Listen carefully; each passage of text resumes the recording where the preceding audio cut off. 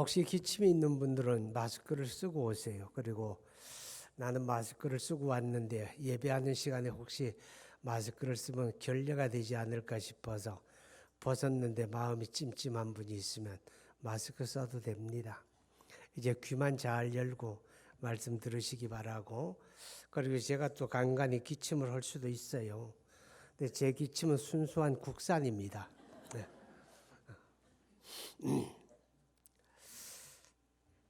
하나님의 교회가 이 땅에 시작이 되었는데 그 시작의 모습이 어떤 모습일까 하는 것을 오늘 읽은 말씀 속에 보여줍니다. 이런 교회가 되기를 기도하시기 바랍니다. 이런 교회 되게 하소서. 할렐루야. 마태복음 16장에 보면 예수님께서 베드로의 신앙 고백을 받으시게 됩니다. 주는 그리스도시요 살아계신 하나님의 아들이십니다. 그때 주님이 이 반석이 내 교회를 세우리니 음부의 권세가 결단코 이기지 못하리라. 그렇게 말씀을 하셨죠.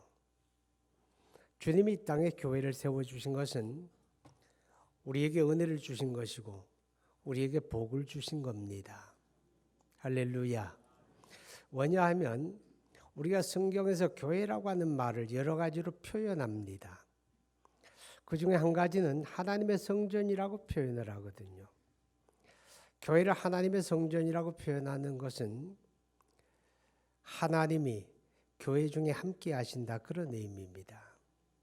그래서 하나님이 우리와 어울리신다는 뜻이에요. 그게 하나님의 성전이란 표현이거든요. 하나님이 우리와 함께 하시고 하나님이 우리와 함께 어울리시는 이것이 은혜고 복입니다.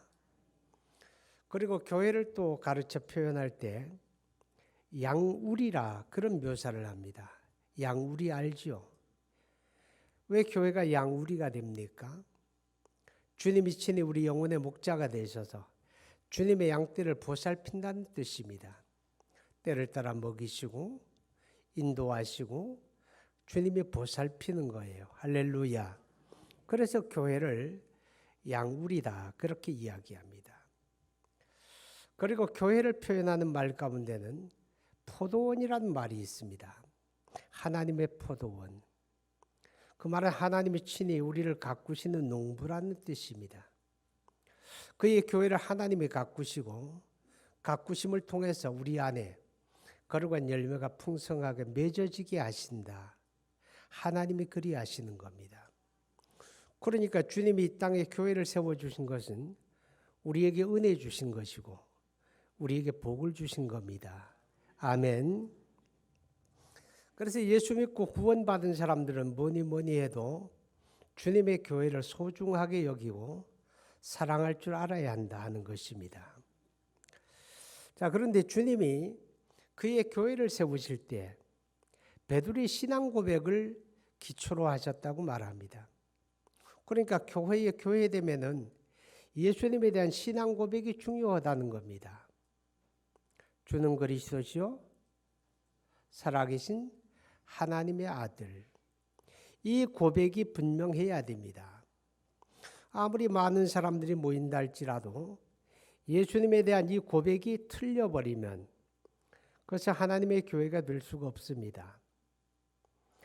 이단이 많이 있잖아요. 근데 이단들은 대개 다 그 예수님에 대한 자리에 사람을 갖다 놓습니다. 예수님에 대한 신앙 고백이 달라진 거죠. 그걸 우리가 이단이다 그렇게 이야기하게 됩니다.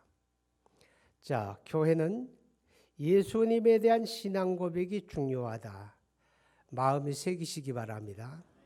예수님에 대한 신앙 고백이 변질이 되면 그것은 교회가 아니다 그 말이죠. 주님이 그의 교회를 세우셨어요. 언제 어떻게 세우셨습니까? 오순절 하나님의 성령이 강림하심으로 그리스도의 교회가 드디어 세워졌다. 그것이 사도행전 2장의 내용입니다. 여러분, 오순절이라고 하는 말은 유대인의 명절 가운데 하나입니다. 예수님이 십자가에 죽으시는 때가 6월절입니다.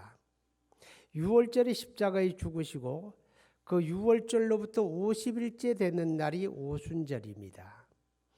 그러니까 성령이 강림하신 것은 예수님이 십자가에 죽으시고 50일째 되는 때에 하나님의 성령이 강림했다. 그런 뜻입니다.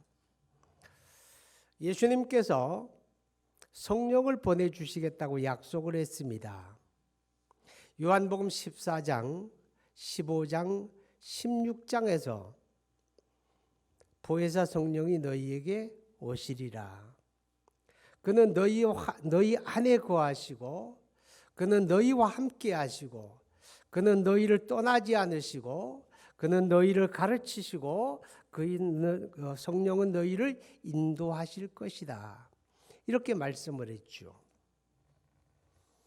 그리고 사도행전 1장에 보게 되면 예수님이 하늘로 올리워 가시기 직전에 그 제자들 사도와 함께 모이셨을 때에 다시 말씀을 합니다. 너희는 예루살렘을 떠나지 말고 내게 들은 바 아버지의 약속하신 것을 기다리라. 요한은 너희에게 물로 세례를 베풀었거니와 너희는 몇 날이 못 되어 성령으로 세례를 받으리라. 아멘. 그리고 주님이 약속을 했습니다. 그리고 오순절 날에 하나님의 성령이 강림하지요. 그리고 성령 충만함을 받은 사람들, 하나님의 성령 받은 사람들, 성령의 충만 받은 사람들, 그게 교회입니다. 아멘. 우리는 교회에 그러게 되면 제일 먼저 떠올리는 게 예배당을 떠올리게 됩니다. 예배당은 하나님의 교회가 하나님을 예배하고 하나님의 교회가 모이는데 필요한 시설이지요. 그러니까 예배당은 교회는 아닙니다. 천국 가는 것은 예수 믿는 여러분이 가는 거지 여러분이 헌금해서 지은 예배당에 천국 가는 건 아닙니다. 아멘. 그런데 교회는 사람인데 모든 사람은 아니에요. 예수 믿고 성령 받은 사람이에요. 할렐루야. 그러면 예수 믿고 성령 받지 않은 사람은 진정한 교회가 될 수가 없지요. 그래서 로마서 8장에 보면 그리스도의 영이 너희 안에 거하지 않으면 너희가 그리스도인이 아니다 그랬어요. 예수 믿고 구원받은 사람이 그리스도인이고 그들 속에는 성령이 계시고 그들이 하나님의 교회다. 할렐루야. 성령 충만 받은 사람들, 그게 하나님의 교회다. 성경은 그렇게 말합니다. 그러니까 교회는 성령 충만한 사람들. 자, 여기서 우리는 교회가 교회됨에 중요한 게 뭔가 하면 교리도 중요하고 제도도 중요하고 조직도 중요하지요. 그러나 그런 것들이 교회를 교회되게 하는 건 아닙니다. 진정으로 교회를 교회되게 하는 건 오직 하나님의 성령입니다. 아멘. 여러분, 우리가 교회를 가르쳐 그리스도의 몸이라고 고백합니다. 우리가 다 그 몸을 구성하는 지체들입니다. 여러분이 주님의 몸의 지체들입니다. 여러분이 주님의 몸을 구성하는 그리스도의 몸인데 우리가 성도 다르고 이름도 달라요. 사는 데도 다르고 배운 정도도 다르고 사회적인 능력도 다른 우리 모두가 어떻게 예수님의 한 몸이 되었을까? 라는 질문에 대해서 성경은 고린도전서 12장 13절에 너희가 다 같은 성령으로 세례를 받았기 때문에 너희가 다 같은 성령을 마셨기 때문에 성령으로 말미암아 우리가 그리스도의 한 몸이 되었느니라 이렇게 말합니다. 자, 여러분, 우리 몸은 다양한 지체로 구성이 되어져 있잖아요. 머리도 있고 팔다리도 있고 오장육부도 있고 어떤 사람이 그러는데 사람이 요새 밀레니얼 세대에 태어난 사람들을 M세대 그럽니다. 그 후 세대를 가리켜 X세대 그러죠. 이런 사람들은 오장육부가 아니라 오장칠부랍니다. 오장칠부. 왜 오장칠부인가 하면 폐가 있고 간이 있고 심장이 있고 그 밑에 스마트폰이 있답니다. 그래서 이 사람들은 오장칠부래요. 그거 떼놓고 못 산답니다. 그것이 그 삶을 지배하고 그 삶을 이끌어가기 때문에 이 밀레니얼 세대 혹은 X세대는 오장칠부다 뭐 그런 얘기합니다. 여러분, 우리 몸에 다양한 지체가 있지만 한 몸이 되는 것은 우리 몸이 한 핏줄에 연결이 되어 있기 때문이에요. 그죠? 다 한 피에 연결이 되어 있습니다. 그런 것처럼 우리 모두가 주님의 한 몸을 이루는 것은 우리가 다 같은 성령 안에서 다 같은 성령을 받았기 때문에 그래서 예수의 몸이 되는 거예요. 할렐루야. 자, 그래서 교회는 뭐가 중요하냐? 성령 충만이 중요한 거예요. 아멘. 여러분이 기도하는데 오늘 우리가 읽은 말씀 속에는 성령 충만함을 받은 교회의 원초적인 모습이 소개가 됩니다. 우리는 화평교회가 부흥되기 원합니다. 이렇게 기도하기 전에 하나님, 우리 화평교회는 성령 충만한 교회가 되기 원합니다. 이렇게 기도할 수 있기 바랍니다. 성령 충만한 교회가 되기 원합니다. 성령 충만한 어린이 부서가 되기 원합니다. 성령 충만한 구역 되기 원합니다. 성령 충만한 전도회 되기 원합니다. 성령 충만한 이집사회 되기 원합니다. 성령 충만한 찬양대 되기 원합니다. 우리는 그것을 기도해야 돼요. 할렐루야. 여러분, 오늘날 많은 사람들이 탄식을 합니다. 교회가 너무 무기력하다고, 교회가 세상을 이기는 게 아니라 교회가 세상의 지배를 당하고 교회가 세상을 닮아가고 교회가 세속화되어 가고, 그러다 보니 교회가 예수님의 교회가 아니라 인간의 이익단체와 다르지 않다, 이렇게 탄식하는 사람들이 있습니다. 여러분도 그렇게 탄식합니다. 오늘 우리의 모습을 보면서 정말 탄식하며 가슴 아파하는 이는 여러분만 아니라 우리를 위해 피 흘려주신 머리 되신 예수님, 그분이 가장 가슴 아파하고 그분이 가장 탄식합니다. 내 교회를 세우리니, 교회는 예수님의 교회가 되어야 하는데 하나님의 성령 충만하지 못하니까 교회가 사람의 교회가 됩니다. 교회가 사람의 목적으로 갑니다. 교회가 하나님의 목적을 이탈해 버린다 그 말이죠. 그래서 우리는 하나님 성령 충만한 교회 되기 원합니다. 이렇게 기도할 수 있기를 축복합니다. 자, 그런데 하나님의 성령이 임하심으로 교회가 세워졌는데 그 교회는 사람들의 모임이었다고 하는 겁니다. 예수님이 하늘로 승천하시는 광경을 목격한 사람들이 한 500여 명 되었다, 이렇게 이야기합니다. 왜냐하면 고린도전서 15장에 보면 500여 성도들이 승천의 광경을 목격했다고 그래요. 그러니까 500여 성도들. 그런데 그 주님이 하늘로 올리워 가심을 본 그 사람들이 예루살렘에 돌아와 마가 요한의 다락방에 모여서 함께 모인 사람들의 숫자가 사도행전 1장 15절에 보면 120명쯤 되더라 그랬어요. 몇 명? 120명. 그러니까 주님이 하늘로 올리워 가시는 광경을 목격했을지라도 그들이 다 와서 함께 모인 건 아니었죠. 하나님의 성령은 모인 그들에게 임하셨습니다. 모임 가운데 하나님의 성령이 오셨어요. 할렐루야. 자, 교회라고 하는 말은 뭐냐? 모임이란 뜻입니다. 누구의 모임입니까? 예수 믿고 구원받은 사람들의 모임입니다. 예수 믿고 구원받은 사람들의 모임을 가리켜 교회 그럽니다. 그래서 마태복음 18장 20절에 보면 예수님이 이렇게 말씀을 하지요. 두세 사람이라도 내 이름으로 모인 곳에는 나도 그들 가운데 있느니라. 할렐루야. 그러니까 교회라고 하는 건 많은 사람들이 모이는 것도 중요하지만 교회의 최소 단위는 두세 사람이에요. 중요한 건 그들이 그리스도의 이름으로 모이는 거예요. 그리스도의 이름으로 모인다는 말은 뭐예요? 예배를 위해 모이는 거죠. 예배 모임이라고 말입니다. 두세 사람이라도 예수 이름으로 모여 하나님을 예배하는 거기에 하나님의 성령이 임하시는 거예요. 거기에 하나님의 성령이 역사하는 거예요. 그러니까 예배가 예배되어지는 것은 많은 사람들의 모임이 아니라 그들 가운데 주님이 계시고, 할렐루야, 그들 가운데 성령이 역사할 때 예배가 예배되고 교회가 교회되는 거예요.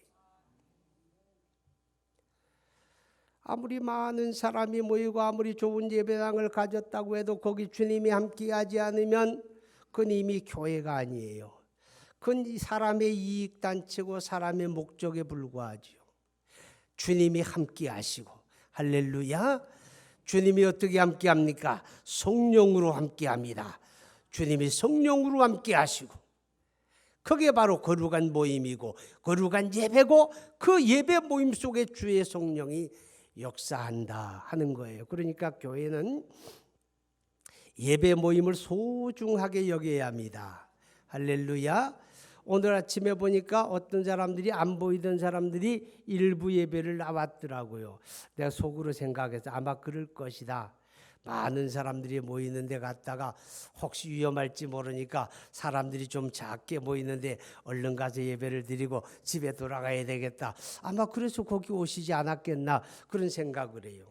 뭐 그럴 수도 있죠, 그죠? 그럴 수도 있어요.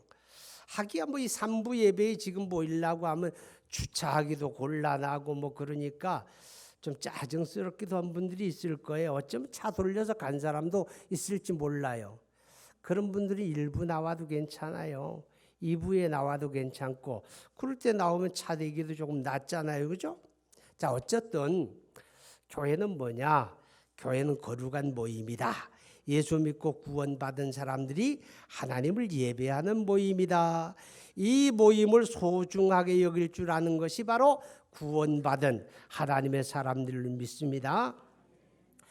그리고 하나님의 성령이 임하시는데 모임 가운데 임하실 뿐만 아니라 그들은 모여서 기도하는 사람들이었습니다. 사도행전 1장 14절에 보면 예루살렘에 모인 사람들이 이야기를 하면서 그들이 전심으로 기도했다 그래요. 온 마음으로 기도했다 그랬어요. 기도하는데 어떻게 기도했는가 하면 하루 이틀 기도하고 만 게 아니에요. 성령이 임하시기까지, 하나님의 성령이 임하겠다는 약속이 성취될 때까지 기도한 거예요. 그 날짜가 얼마나 됐을까? 우리가 계산을 해보면요, 예수님이 6월절에 십자가에 죽으시고 그리고 부활하신 후에 40여일 세상에 계셨다 그랬어요. 그리고 승천하셨잖아요. 그러면 40일에 승천하시고 그 다음에 오순절 날이니까 한 열흘 상간이 되는 거예요. 열흘 정도. 그러니까 그들이 주님의 승천을 목격하고 돌아와 함께 모여서 하나님 약속한 성령이 우리 가운데 오시기를 원합니다. 주님이 약속해 주셨으니까 그 성령의 충만받기 원합니다. 그리고 간절하게 기도하고 매달리기를, 성령이 임하실 때까지. 그 기간이 무려 열흘 동안이나 이어졌다 그 말이죠. 거기에 주의 성령이 임하시고 그들이 성령 충만을 받고 세상을 뒤집은 거예요. 할렐루야. 그러니까 교회는 뭐가 중요하다는 거예요? 기도가 중요하다 그 말이에요. 교회는 기도가 깨어나야 하고 기도가 중요해요. 여러분, 기도가 막히면 죽는 거예요. 우리 생물학적인 인간도 뭐가 막히면 죽어요. 기도가 막히면 죽어요. 아이들이 뭘 먹다가 칵 하고 넘어가다 기도를 막으면 숨 떨어져요. 그래서 그냥 끌어안고 배를 압박하고 그러잖아요. 그죠? 튀어나오면 사는 거야. 안 튀어나오면 죽는 거야. 그런데 영적인 인간도 뭐가 막히면 죽는다? 기도가 막히면 죽는 거예요. 거의 죽어가는 사람들도 여기 지금 들어 있어요. 한 주간 동안 기도 한 자락 안 해도 안타까움이 없는 사람들, 제가 좋게 말씀드리는데 빨리 깨어나세요. 꼴까닥하기 전에. 자, 기도가 하나님의 교회를 교회되게 한다. 기도하는 곳에 하나님의 성령이 역사하는 거예요. 기도하는 곳에 성령이 충만하고 하나님의 성령이 역사해야 우리가 성도가 성도되고 교회가 교회되고 할렐루야 예수님의 교회가 되고 예수의 목적을 이루게 되고 아멘. 그게 기도해야 하는데 제가 2부 예배에서 우리 교사들과 이야기를 했어요. 그들에게 여러분도 기도하시고 여러분이 가르치는 어린이들이 기도하는 사람들로 길러내야 합니다. 기도 잘하는 어린이, 기도하는 학생, 기도하는 청년, 기도하는 구역장, 할렐루야. 그래야 성령 충만한 거예요. 교회 안에 기도가 잠잠해버리면, 기도가 식어지면 성령 충만할 방법이 없어요. 기도하는 가운데 하나님의 성령이 역사하는 줄 믿습니다. 오늘 여러분의 가슴 속에 성령의 불이 붙기를 원하는 사람들은 기도의 자리를 회복하시기 바랍니다. 기도의 부르짖음을 회복할 수 있기를 바랍니다. 하나님의 성령이 임하셨어요. 오순절에 여러분 2장 1절부터 봅니다. 오순절 날이 이미 이르매 그들이 다 같이 한 곳에 모였더니 호련히 하늘로부터 급하고 강한 바람 같은 소리가 있어 그들이 앉은 온 집에 가득하며 마치 불의 혀처럼 갈라지는 것들이 그들에게 보여 각 사람 위에 임하여 있더니 그들이 다 성령의 충만함을 받고 성령이 말하게 하심을 따라 다른 방언들 언어들로 말하기를 시작하니라. 할렐루야. 자, 여러분 여기 보게 되면 하나님의 성령으로 충만함을 받은 최초의 교회, 그 교회는 뭘 했는가 하면 각기 다른 언어들로 말하기를 시작하니라. 이것이 바로 주님이 그의 교회를 세우신 목적이에요. 주님이 그의 교회를 세우신 목적이 뭐냐? 구원받은 우리들끼리 서로 좋아하고 어울리고 서로 섬기고 사랑하고 하는 것도 중요하지만 그것으로 끝나면 안 된다 그 말이죠. 자 보세요. 오순절 명절에는 각처에 흩어진 유대인들이 예루살렘을 순례하게 됩니다. 그들 가운데는 이방 사람으로서 유대교에 귀의한 사람들도 있는데 오순절 날에 성령이 임하셨을 때에 각처로부터 모인 사람들이 대략 12지역에서 왔어요. 12지역의 다른 언어를 구사하는 사람들이 왔어요. 그런데 성령 충만을 받은 사도들이 입을 열어서 각기 다른 언어, 그들의 언어로 예수의 십자가와 부활의 복음을 외쳐 증거했다 그 말입니다. 그러니까 그 사람들이 깜짝 놀라는 거예요. 아니 저 사람들이 다 유대 사람들인데 저 사람들이 언제 우리의 언어를 배워가지고 우리가 저들이 전하는 말을 우리의 말로 들리는구나. 그렇게 그들이 이야기해요. 하나님의 성령이 임하신 목적도 거기고 하나님의 교회가 가지는 주님의 목적도 바로 예수의 십자가와 부활의 복음을 전하는 것입니다. 이것을 통해서 하나님의 나라가 이루어지는 거예요. 이것을 통해서 하나님의 구원이 우리 가운데 임하는 거예요. 그러니까 성령 충만 받은 교회, 하나님의 성령으로 충만한 교회는 모임의 즐거움만 있는 게 아니라 흩어지는 즐거움, 그리스도의 복음을 전하는 즐거움이 있었다 그 말이죠. 여러분 그때 주님의 복음을 전하는 일은 쉬운 일이 아니었습니다. 왜요? 목숨을 걸어야 하는 일이죠. 사람들이 편견을 가지고 반대를 하고 대적을 하는 상황 속에서도 성령 충만 받은 그들은 두려워하지 아니하고 예수의 십자가와 부활을 외쳐댔다 그 말이죠. 그러니까 하나님의 성령의 역사를 해서 하루에 3,000명 5,000명이 회개하고 예루살렘을 발칵 뒤집어 버렸다 그 말이죠. 여러분 우리 교회도 성령 충만하면 됩니다. 이거 잊어버리면 안 됩니다. 이거 잊어버리면 안 됩니다. 이것을 배제를 하면요 교회가 주님의 목적을 포기하는 거예요. 예수의 십자가와 부활의 복음을 외치는 그런 교회 되기를 기도할 수 있기를 바랍니다. 그런데 오순절에 임하신 성령은요 가시적으로 임했잖아요. 보여지는 것도 있고 들려지는 것도 있었다 그렇게 말해요. 그죠? 하나님의 성령의 강한 바람 소리 같이 임하고 하늘로부터 불이 뚝뚝뚝뚝 떨어지는 게 혀가 갈라지는 것처럼 120명의 사람들 한 명도 빠지지 않냐고 그들 가운데 불이 임했다. 그렇게 이야기합니다. 자, 그게 무슨 의미일까요? 근데 오늘 우리는 왜 성령 충만한데 왜 보이는 것도 없고 들리는 것도 없어요? 왜 아무 가시적인 게 없어요? 이렇게 반문할 수도 있겠다 그런 생각이죠. 그죠? 여러분 그런데요. 하나님의 성령이 가시적으로 임했다라고 하는 것은 무슨 의미인가 하면 우리가 고백하는 삼위일체신 하나님의 성령, 보혜사 성령, 그 성령은 단순히 교회가 고백하는 교리가 아니고 실체다 그 말이에요. 우리 가운데 실제하시고 역사하시는 성령이다. 그것을 입증하는 의미가 있는 거예요. 그래서 하나님의 성령이 약속을 따라 임하실 때 놀라운 광경이 벌어지는 거예요. 그런데 왜 그것이 오늘 우리에게는 반복되어지지 않느냐 이렇게 묻는 사람들이 있죠. 그런데 여러분, 우리가 사도행전은 몇 장까지 있죠? 29장까지. 할렐루야. 안 속네. 28장까지 있어요. 그죠? 그럼 사도행전 28장을 우리는 한마디로 말하면 성령이 역사하는 것을 기록한 거예요. 그리고 거기 등장하는 모든 인물들은 대체 다 하나님의 성령 충만함을 받은 사람들의 이야기잖아요. 그죠? 그런데 여러분 이거 아세요? 사도행전 28장 가운데 하나님의 성령을 충만하고 성령의 가시적인 현상을 경험했다라고 하는 기사가 몇 번 나오는가 하면 딱 5번밖에 안 나와요. 28장 가운데.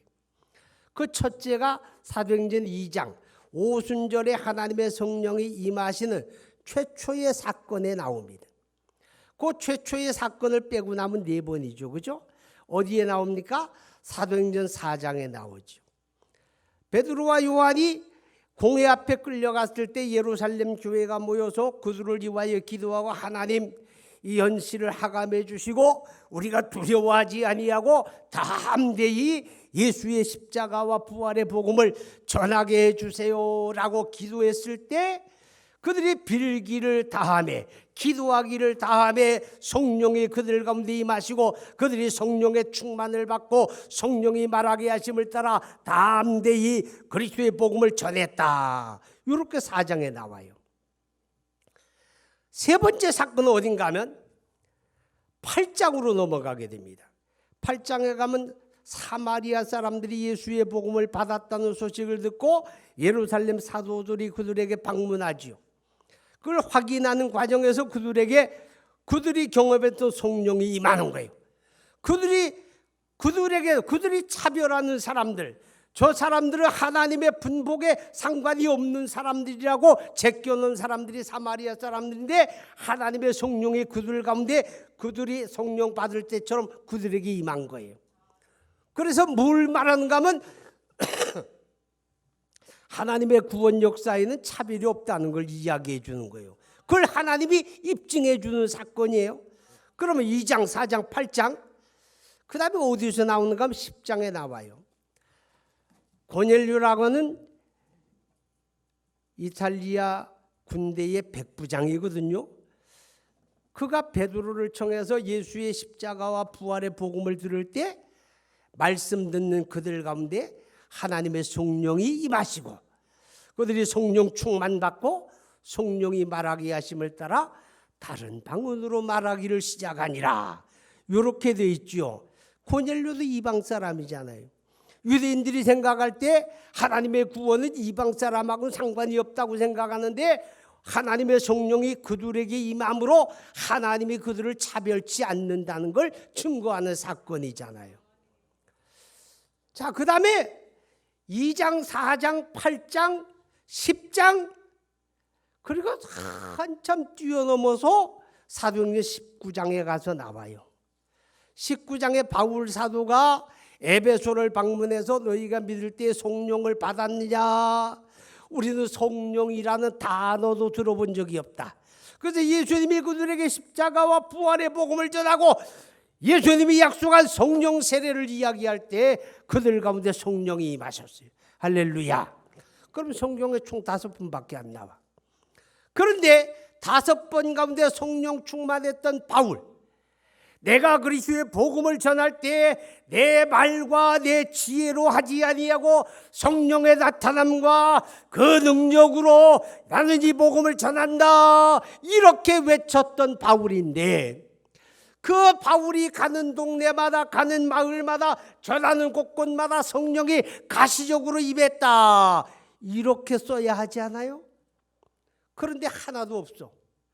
딱 바울로 말미암아 성령 충만의 사건은 사도행전 19장 한 번밖에 없어요. 2장, 4장, 8장, 10장은 바울하고 상관이 없어요. 바울 이전의 역사예요. 그럼 성령으로 충만하고 성령으로 복음을 전하는 바울이 가는 곳곳마다 왜 성령의 불같이 임하고 왜 가시적으로 임하지 않았느냐고 말이죠. 이것은 뭘 말하는가 하면, 성령은 교리가 아니고 단순한 고백이 아니고 실체가 있고 우리 가운데 역사하는 분인데, 이 성령의 충만을 받고 성령으로 거듭나고 성령으로 세례받는 사건이 반드시 가시적인 현상으로만 되는 게 아니다라는 걸 얘기하는 거예요. 성경에 나타나는 일들은 하나의 시범적인 것이었다. 성령의 실체를 입증하는 시범적인 거였고, 더 많은 사람들은 예수 믿고 성령 받고 성령 충만할 때 그런 가시적인 현상 없이 그들이 거듭났다, 성령 충만 받았다 하는 것을 설명해 주고 있다. 할렐루야. 그러나 중요한 것은 이 땅에 그리스도의 교회가 세워진 것은 성령으로 세워졌고 성령 충만한 공동체가 되어야 교회가 세상을 이기고 세상 속에 그리스도의 십자가와 부활의 복음을 외치고 하나님의 목적대로 예수의 교회가 되어진다 하는 것을 기억할 수 있기 바랍니다. 따라하십니다. 이런 교회 되기 원합니다. 함께 기도합니다. 이런 교회 되기 원합니다. 거룩하신 아버지 하나님, 우리 하나님의 은혜와 사랑